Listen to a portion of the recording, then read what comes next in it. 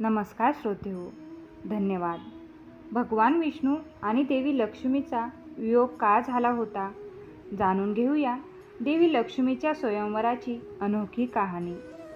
शुक्रवारच्या सायंकाळी देवी लक्ष्मीची पूजा केली जाते. शुक्रवारी विधिवत पूजा केल्याने देवी लक्ष्मी प्रसन्न होते आणि भक्तांवर पैशांचा पाऊस करते. घरात सुख, शांती आणि समृद्धी बनवून ठेवण्यासाठी भाविक शुक्रवारच्या दिवशी देवी लक्ष्मीची पूजा करतात. देवी लक्ष्मीची पूजा केल्याने पैशाची कधीही कमतरता भासत नाही. धर्मग्रंथामध्ये लक्ष्मीला धन समृद्धीची देवी मानलं जातं. यांना भगवान विष्णूची पत्नी आणि आदिशक्तीही म्हटलं जातं. धनाची देवी लक्ष्मीला प्रसन्न करण्यासाठी लोक अनेक प्रकारचे उपाय करतात. देवी लक्ष्मी आणि प्रभू नारायणांच्या विवाहाची कथा जाणून घेऊया. पौराणिक कथेनुसार देवी लक्ष्मीचं स्वयंवर आयोजित करण्यात आलं होतं. पण देवी लक्ष्मीने आधीच आपल्या मनात नारायणांना स्थान दिलं होतं. देवी लक्ष्मीने नारायणाला आपला पती म्हणून निवडलं होतं.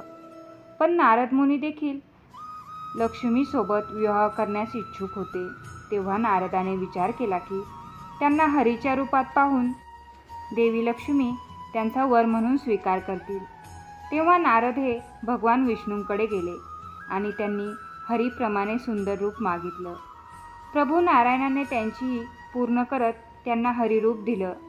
हरिरूपात नारद जेव्हा राजकुमारी लक्ष्मीच्या स्वयंवरात पोहोचले तेव्हा त्यांना विश्वास होता की राजकुमारी लक्ष्मी त्यांच्याच गळ्यात वरमाला घालेल. पण असं झालं नाही. राजकुमारीने नारद यांच्या गळ्यात नाही तर नारायणांच्या गळ्यात वरमाला घातली. त्यानंतर नारदजी तिथून निराश होऊन परत होते तेव्हा त्यांनी रस्त्यात एका जलाशयात स्वतःचा चेहरा पाहिला. आपला चेहरा पाहून नारद हैराण झाले, कारण त्यांचा चेहरा माकडासारखा दिसत होता.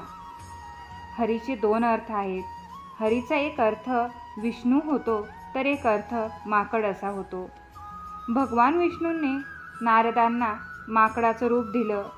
नारद यांना कळालं की भगवान विष्णूने त्यांच्यासोबत कपट केला.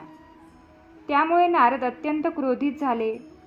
नारदांनी थेट वैकुंठ गाठलं आणि आक्रमक होऊन नारायणांना शाप दिला की तुम्हाला मनुष्यरूपात जन्म घेऊन पृथ्वीवर जावं लागेल.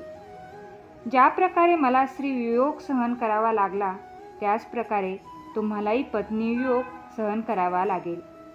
त्यामुळे प्रभू राम आणि सीतेच्या रूपात जन्म घेऊन नारायणाने देवी लक्ष्मीला वियोग सहन करावा लागला होता. धन्यवाद. प्लीज आपल्या यूट्यूब चॅनलला लाईक, शेअर, सबस्क्राईब करा. थँक्यू.